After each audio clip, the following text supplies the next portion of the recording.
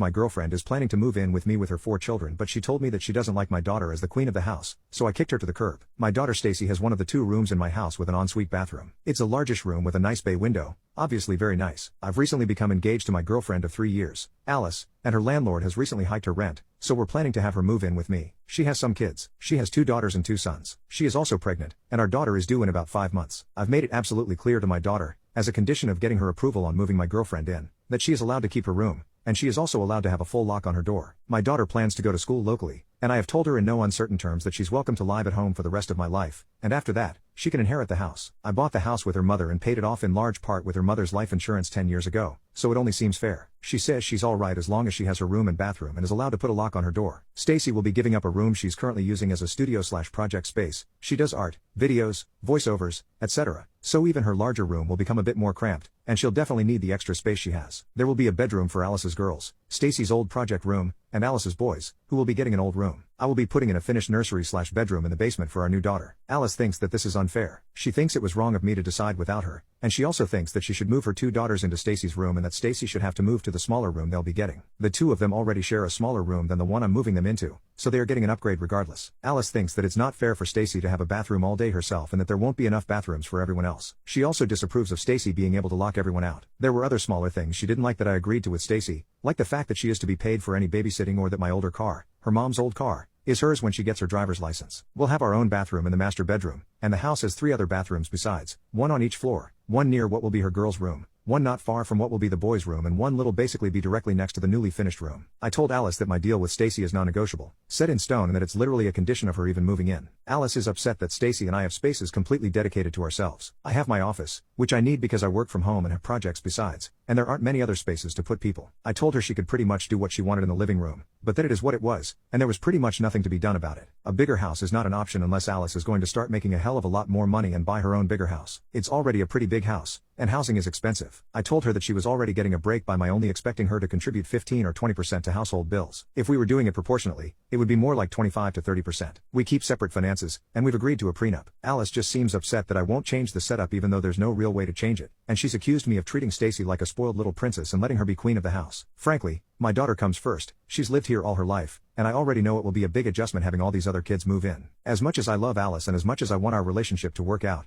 if it's a matter of choosing between the 2 of them, then my relationship with Alice is a sacrifice I'm willing to make. I've told her that if she comes into this with wicked stepmother vibes, and that'll be the end of things. She thinks I'm being unreasonable. Update: it was Friday, and Stacy texted me, asking for her allowance. I was with Alice then, and I went ahead and let the subject come up. I give Stacy $100 a week. Alice thinks that this is crazy and excessive. She thinks it's improper and brought it up as an example of how she thinks I'm raising Stacy like a spoiled princess. She said as much again when I told her I was sending Stacy her allowance, but this time, Alice also asked if her kids would get the same allowance after we get married. I told her that someday our new daughter would probably get an allowance just like Stacy does, but that there was no way I had any plans of shelling out an extra $400 a week for her other kids. Alice got upset. She said that Stacy wasted my money on shoes and makeup. She has previously criticized Stacy for wearing fancy sneakers, high heels, and makeup, and she said that I was showing favoritism and that is a form of abuse. She complained about me letting Stacy buy things with my credit card and store my credit card on her phone when I didn't even let Alice do that. She said that whatever money would go to the kids should be split evenly amongst them. When I shrugged and told her that that wasn't going to happen and that I wasn't going to cut Stacy's allowance, she snapped at me. She said that a man living alone with his daughter and doting on her like I do is creepy and incestuous. And she said you've just replaced your dead wife with your daughter, and you need to stop. That was it. Sure, I've ignored many red flags until now, but that was it. She started trying to tell me about how it was unhealthy for me to be so close with Stacy, how she didn't want her kids to be neglected, and how she wanted to be treated as an equal if we were getting married. Still, I interrupted her, and I told her that I didn't think we should be getting married. I told her that I didn't want her moving in and that we would need to work something else out. To be perfectly honest, my sister, my brother, and some of my friends have expressed some of the same misgivings about Alice that I've read,